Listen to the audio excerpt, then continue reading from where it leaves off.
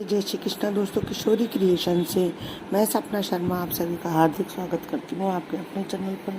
दोस्तोों, आज के वीडियो में मैं आपके लिए ज्येष्ठ मास महात्म्य के अध्याय 4 की कथा लेकर के आई हूँ। अध्याय 4 में हम पंचाग्नि साधन विधान महात्म्य के बारे में जानेंगे।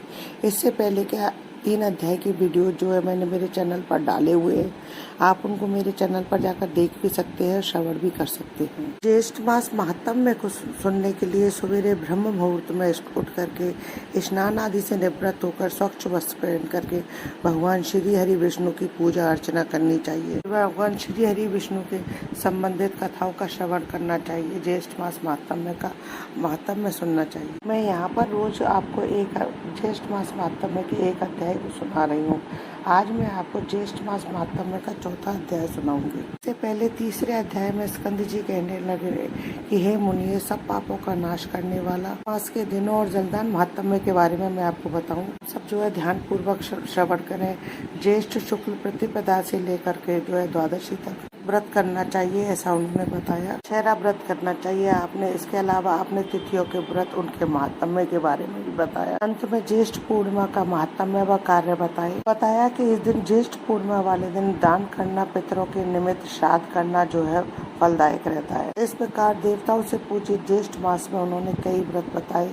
अब आगे का वृत्तांत जो है चौथे अध्याय में जानते हैं। आइए सुनते हैं ज्येष्ठ मास महात्म्य का चौथा अध्याय में हम पंचाग्नि साधन विधान महात्म्य के बारे में जानेंगे। कि लोग कहने लगे कि हे स्कंद जी, आपने अभी पंचाग्नि साधन व्रत का वर्णन किया था। अब आप कृपा करके यह कहिए कि किसी कार्य की इच्छा रखने वाले अपनी कामनाओं की सिद्धि के लिए इस व्रत को कब करें, इसकी विधि क्या है। जिस प्राचीन व्रत के प्रभाव से गिरिजा पार्वती जी शिव पद को प्राप्त हुई थी, उसका पंचाग्नि साधन नाम कैसे हुआ, यह सब वार्ता आप हम लोगों से कहिए। स्कंद जी कहने लगे, हे विप्रो, पूर्व समय में जब श्री शिव जी भगवान ने कामदेव को भस्म कर दिया था, तब दीन वंदना पार्वती जी बहुत दिनों तक शोकाकुल रही। इसके पश्चात आपने पिता के घर में जाकर रहने लगी, परंतु कहीं भी उन्हें सुख न मिला। मैं हिमालय की वासी ऋषियों के आश्रमों में जाकर पार्वती जी ने शांति के उपाय को पूछा।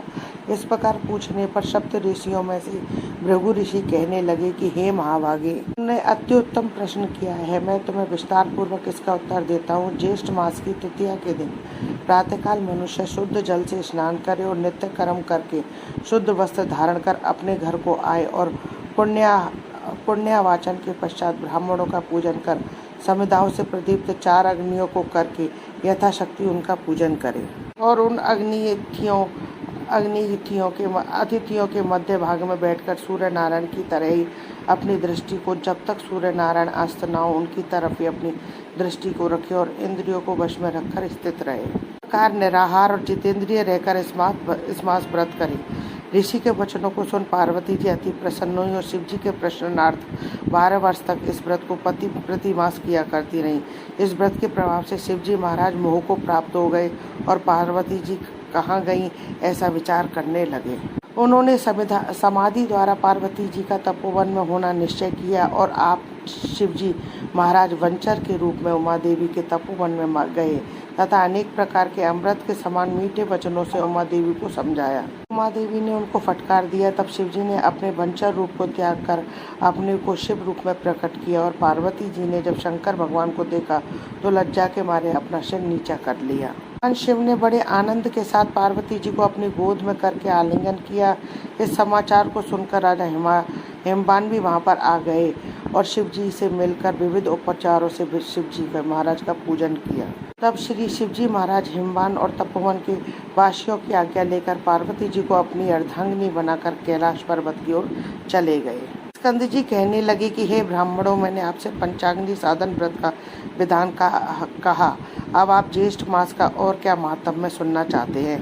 व्रत जो है सब कामनाओं को पूर्ण करने वाला अनेक मनुष्यों के द्वारा पहले किया गया है तथा यह व्रत धर्म, अर्थ, काम, मोक्ष के लिए श्रेष्ठ साधन है। जो मनुष्य इस व्रत को भगवान जगदीश की तुष्टि और पुष्टि के लिए करते हैं, वे इस लोक में समस्त कामनाओं को पाकर अंत में ब्रह्म के लोक को प्राप्त होते हैं। इति श्री ज्येष्ठ मास महात्म्य पंचाग्नि साधन व्रत विधान चतुर्थ अध्याय संपूर्णम। दोस्तों, यदि आपको मेरा ये वीडियो अच्छा लगे तो प्लीज़ मेरे वीडियो को ज़्यादा से ज़्यादा लाइक और शेयर कीजिए, अपने फैमिली और फ्रेंड में यदि आपने अभी तक मेरे चैनल को सब्सक्राइब नहीं किया है तो उसे सब्सक्राइब करना ना भूलें।